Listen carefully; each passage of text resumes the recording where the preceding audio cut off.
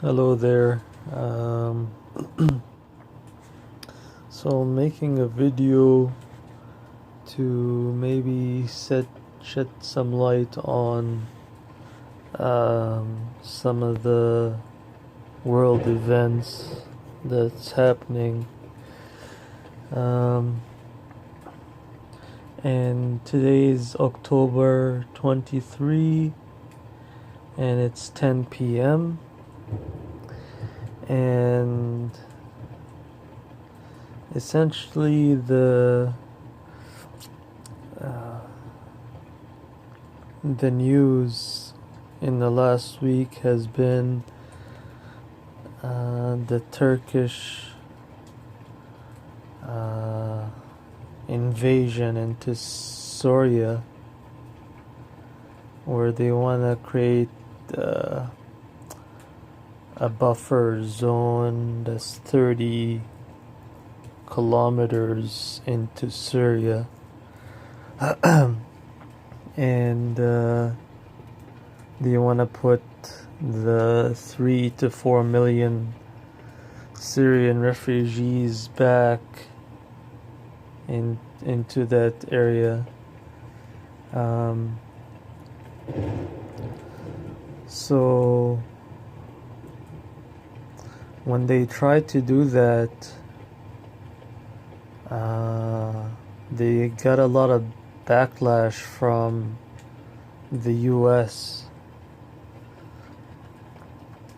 and it was very strange. Here you have a NATO member in Turkey who has a legitimate cause, a legitimate reason to create this buffer zone so they can repopulate, so they can put the refugees back into Syria, and also attacking the YPG or PKK or the SDF or whatever name they want to go by. Essentially, they are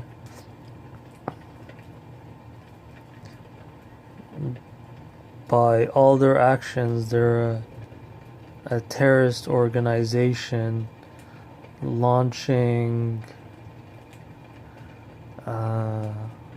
like projectiles into Turkey, killing civilians, and they want to create their own. They're a separatist type of group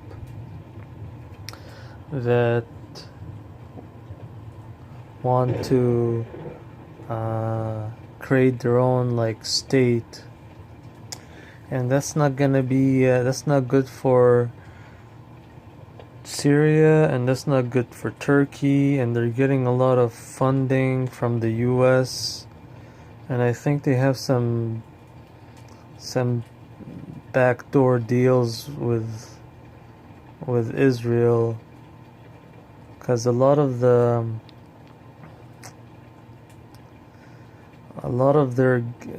playbook seems to be from a very like an early Israel. If you look at Israel in the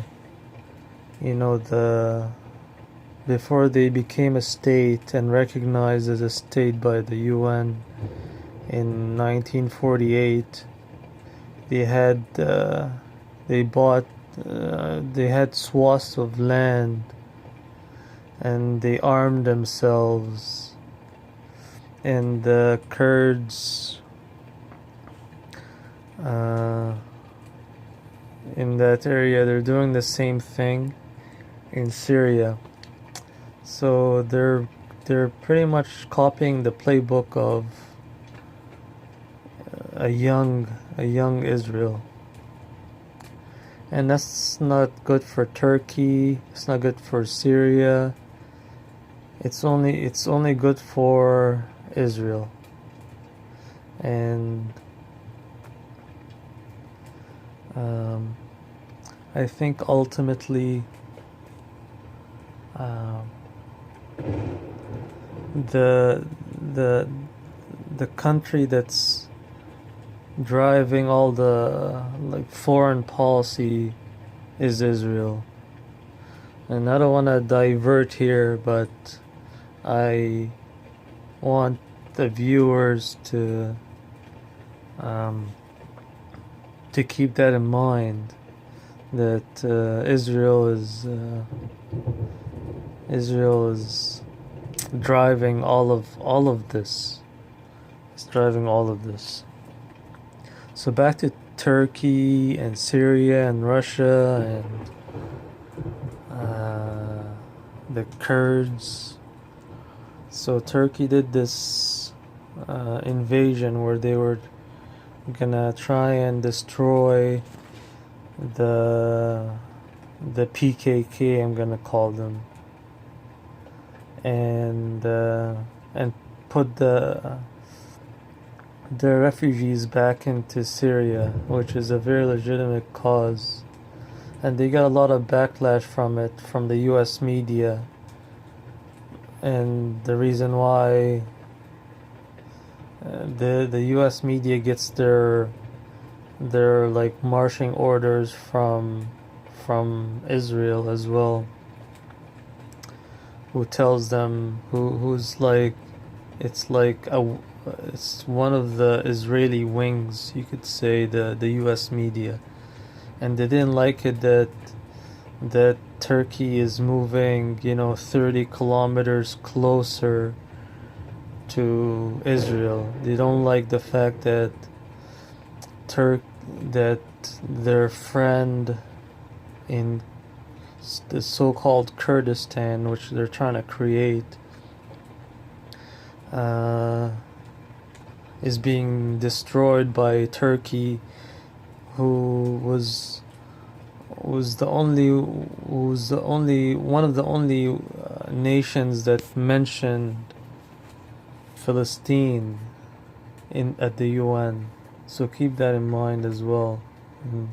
And the Turkey hasn't totally forgot about Palestine, where most other countries have forgotten about Palestine and their rights. And it was a jab at Israel, and they didn't like it. So it's very strange. The US and Turkey not on conflicting over this issue, and it should be a no-brainer that the US and Turkey should have been on the same page, because they're NATO allies and they're both trying to fight terrorism, so-called. But that wasn't the case with Turkey, because the Turks are on the outs. The policymakers in the Congress and the Senate and the so-called hawks in the US, they don't like Turkey because they take their orders from Israel, whereas the White House is not so controlled by Israel, and Trump himself doesn't take his orders from Israel. He's trying to do what's best for his country, and that's why you see all the weird politics in the U.S. And it's weird. It's weird. So Trump is facing this whole impeachment issue, which is very unjust, by the way. And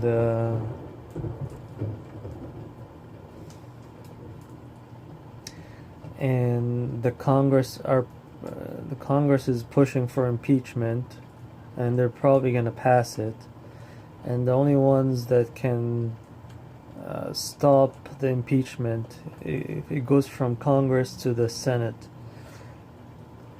And Congress is mostly Democrats, and most are bought and owned by Israel, and so they're pushing for the impeachment.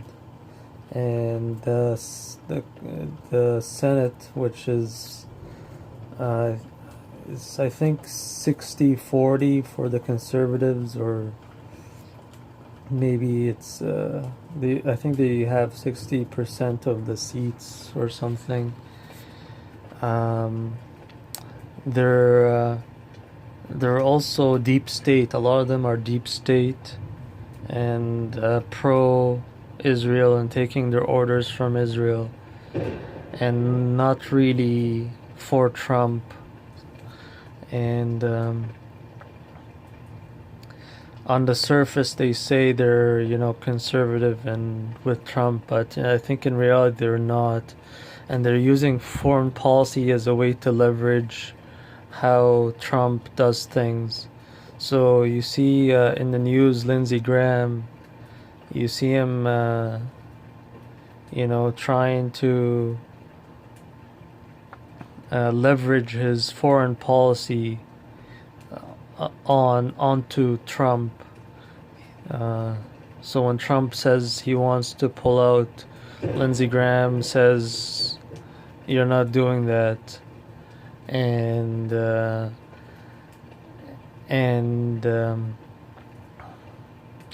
we have this whole impeachment thing. So if you're not gonna do what we say on foreign policy, then we're gonna allow impeachment to pass in the Senate.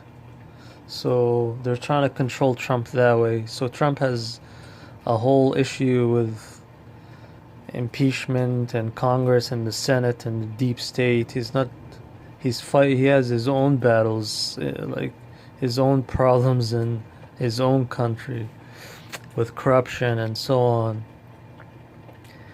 And the latest thing was a ceasefire which lasted 5 days. I think it was like October 18, or maybe October 19, 20, 21, 22, 23. And now they're doing an extension on the ceasefire. And and Turkey and Russia are also talking to try and settle this. But the latest is that they're extending the ceasefire, and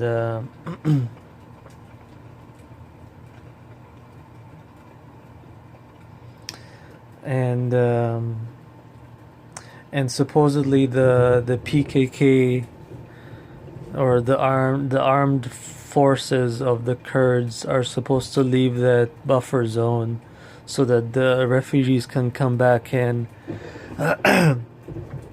And I think for the most part they'll play ball in a sense, but I wouldn't be surprised if you saw a lot of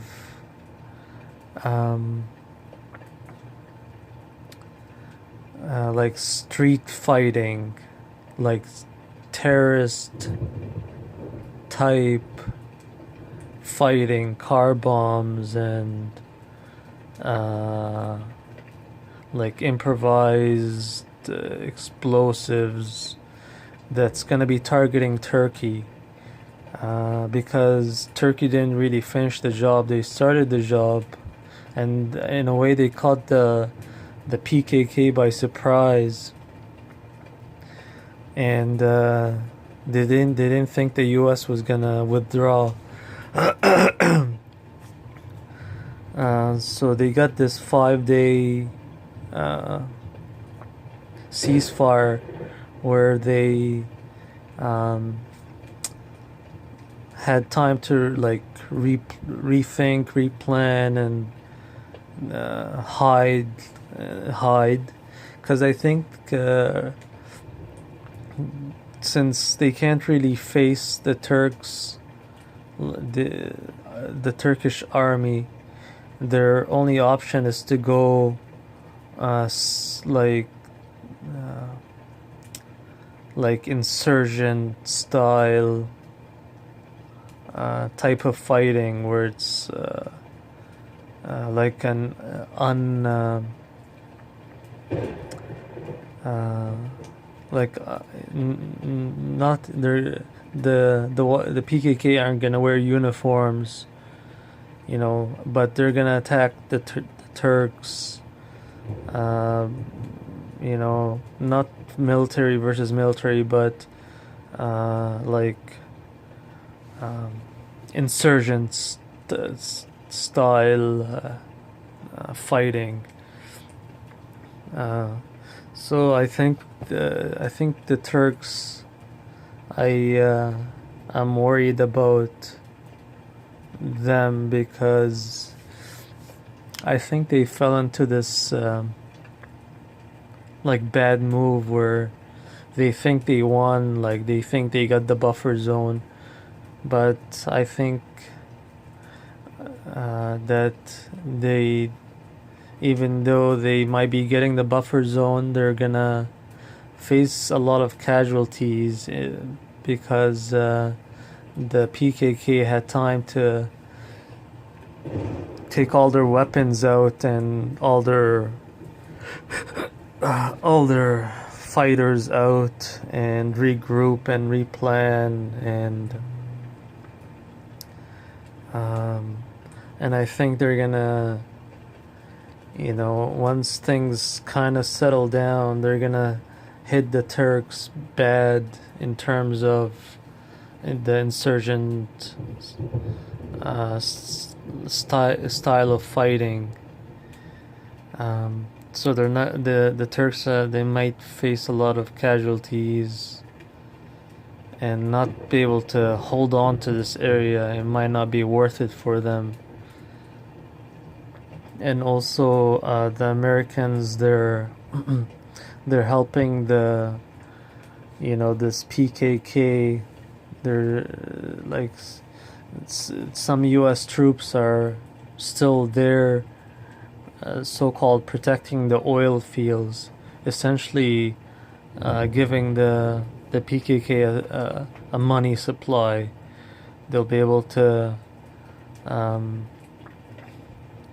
go into the oil fields and pump out the oil and sell it, so they have a money supply. So they have a money supply. They still have all their American weapons, all their fighters, and essentially you're not gonna see you're gonna see an insurgent. I think you're gonna see an insurgent style of fighting,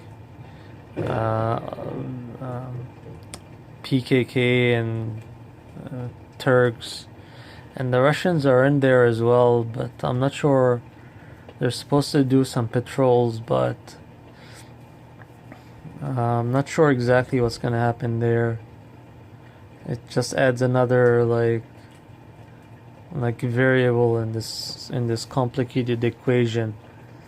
But I think that's it for now. I hope I made sense and people understand what I was saying. But I don't want people to lose sight of the fact who's driving all of this. It's one country, one small country called Israel, and that's their ultimate goal, is to destabilize the Middle East, so all their neighbors are weak, all their neighbors are divided, and they get the US to fight their battles for them, because they're waiting for a day where they can just go all out and just take swaths of land from sea to sea, from the Red Sea, from river to river, from the Nile to the Euphrates. I think that's their ultimate goal, and they're willing to kill millions in order to achieve those goals. And it's also my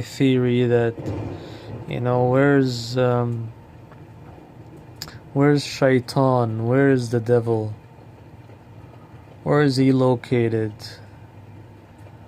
And I think he's probably in Israel, because that seems to be the driver of all the foreign policy and all the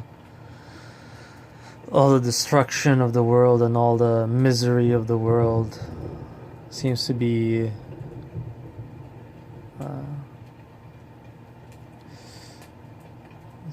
to be where it originates. Thank you very much for watching.